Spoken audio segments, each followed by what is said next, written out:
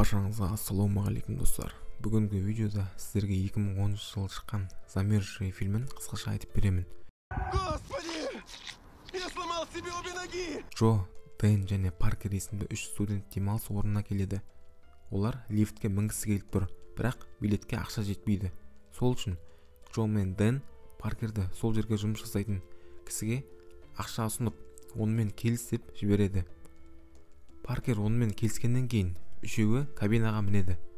Олар әңгіме айтып отырған кезде лифт тоқтап қалады. Кішкенеден кейін қайтадан жүреді. Содан кейін олар сноуборд тебеді.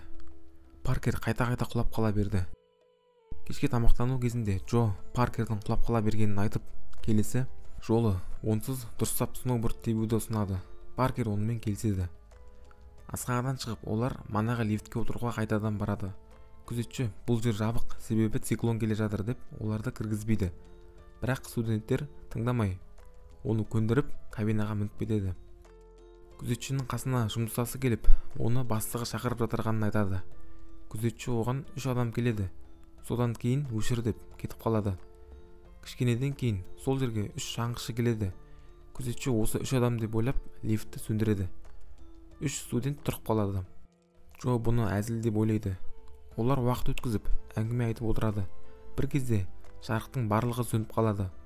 Олар не үшін бұлай болғанын түсінбей дүрбелеңге салады.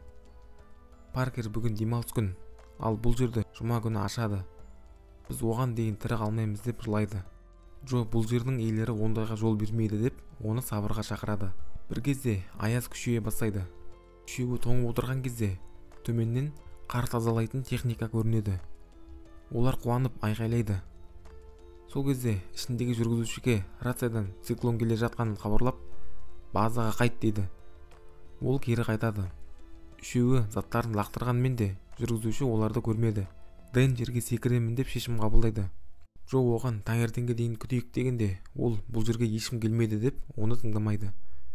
Достарының айтқанын тыңдамай, ол жерге секіріп, 2 аяғын сындырып алады.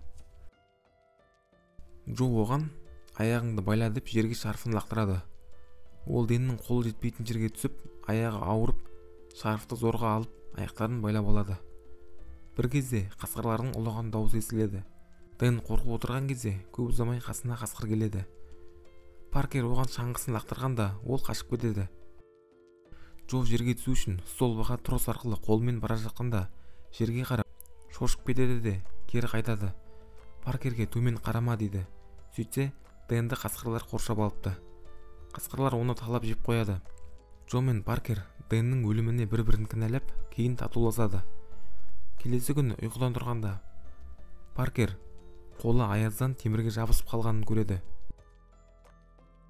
Екеуі әңгіме айтып отырған кезде Джо жерге түсуге шешім қабылдайды. Ол тағы да тростан ұстап кетіп бара жатқанда, Паркер отырған кабинаның болты босап, ол қисайып қалады. Джо басқа кабинаға барып отырады. Перчаткасы жыртылып, қолының еті көрініп тұр, ал жерде қасқырлар күтіп тұр. Ол Паркерден сноуборд тебетін таяқшасын лақтыруын сұрайды. Бірақ Паркер лақтырғанда, ол Джоға жетпей жерге түсіп қалады. Ол амалсыздан тағы да қолымен жүреді. Сөйтіп, баспалдағы бар столбаға келеді. Жерге түскенде оған қасқырлар шабуылдап, ол таяқпен ұрып қуып жібереді. Паркерге осы жерде күт деп кетіп қалады.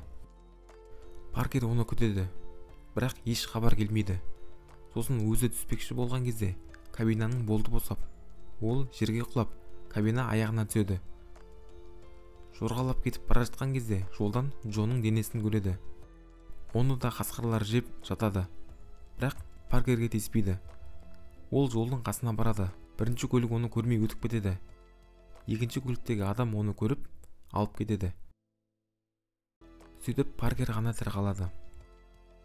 Достар, егер видео ұнаса лайк басып, каналға тіркелейік. Сіздердің қолдауларыңыз өте маңызды. Келесі видеода кездескенше.